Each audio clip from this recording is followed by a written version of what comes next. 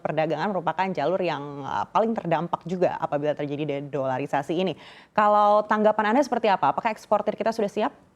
Iya, kita di perdagangan masih tetap secara psikologis maunya dolar ya. Apakah kita eksportir maupun importirnya di sana. Karena itu mudah untuk melakukan perhitungan. Nah, sampai saat ini memang sudah ada pemerintah memberikan fasilitas LCS ya, local currency settlement, tapi itu memang meningkat dari hari ke hari meningkat, tapi masih terbatas, masih di bawah 20% ya kira-kira. Sehingga kalau dolar mungkin saya setuju dengan Pak Faiz, masih jangka lama itu ya, artinya stigma dolar di kepala eksportir maupun importir itu masih susah di stipnya, tetap dolar aja gitu loh. Baik Pak Benny, risikonya sebesar apa sih kalau de-dollarisasi ini dilakukan secara agresif terhadap kegiatan ekspor? Enggak juga, sebenarnya enggak. Kalau seperti kita kan dengan China kan bisa mengimpor bahan baku untuk kita manufacturing dengan membayar dalam rupiah, nanti impor ekspornya sana terima dalam bentuk renminbi. Lalu kita ekspor ke misalnya ke Amerika, kita terimanya dolar juga. Atau kita ekspor ke negara-negara Afrika maupun negara-negara Timur Tengah juga mereka maunya bayar pakai dolar juga. Jadi memang tektoknya masih lama ini. Baik, sebesar apa potensi yuan bisa menggantikan dominasi dolar AS dalam perdagangan ekspor, Pak Benny? Kalau itu malah cukup besar ya, karena China kan seperti pabriknya dunia lah ya. Semua barang di dunia ini mungkin kalau dihitung mungkin lebih dari 60% yang supply dari China, direct maupun indirect. Nah itu saya rasa kalau ada fasilitas LCS di mana-mana dengan China, tentu renminbi akan lebih menguasai di perdagangan lebih besar. Baik, artinya eksportir kita siap apabila dolar AS kemudian digantikan dengan yuan?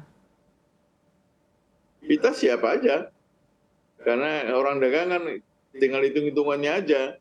Apakah lebih untung pakai renminbi atau pakai dolar. Kalau pakai renminbi lebih untung, kita pasti pindah ke renminbi. Pak Benny, kalau kita melihat penguatan rupiah saat ini dan juga tingkat inflasi yang berada di Indonesia, Anda melihat apakah de-dollarisasi ini dalam jangka pendek juga bisa memberikan manfaat yang cukup banyak bagi para eksportir?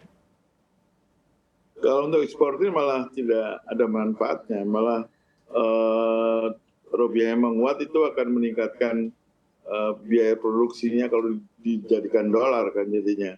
Jadi harga ekspor dalam dolar akan tidak lebih kompetitif dibandingkan pada waktu rupiah melemah terhadap dolar. Jadi kalau rupiahnya itu melemah terhadap dolar, tentu yang senang eksportirnya. Tapi kalau rupiahnya itu melemah terhadap dolar, importirnya yang diuntungkan. Jadi memang berbeda antara ekspor maupun impor. Baik, artinya dalam jangka pendek ini kan sebenarnya lebih banyak risikonya begitu untuk eksportir daripada kalau kita tetap menggunakan mata uang dolar Amerika Serikat ini. Tapi untuk jangka panjang sendiri Anda melihat seperti apa Pak Benny?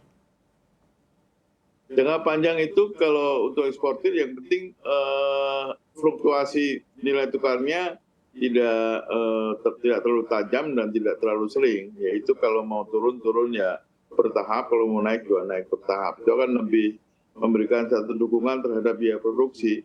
Ini kan masalah eksportir itu kan dihadapkan dalam global kompetitif ya. Jadi kalau kita dari udah kalah kompetitiveness dari ongkos produksi, tentu kita tidak akan bisa jual. Nah, kecuali antar Indonesia dengan China aja, misalnya China dengan Indonesia dengan Thailand, Indonesia dengan Jepang dan Korea yang sudah ada fasilitas LCS, nah itu mungkin ada stabilisasi di ongkos produksinya.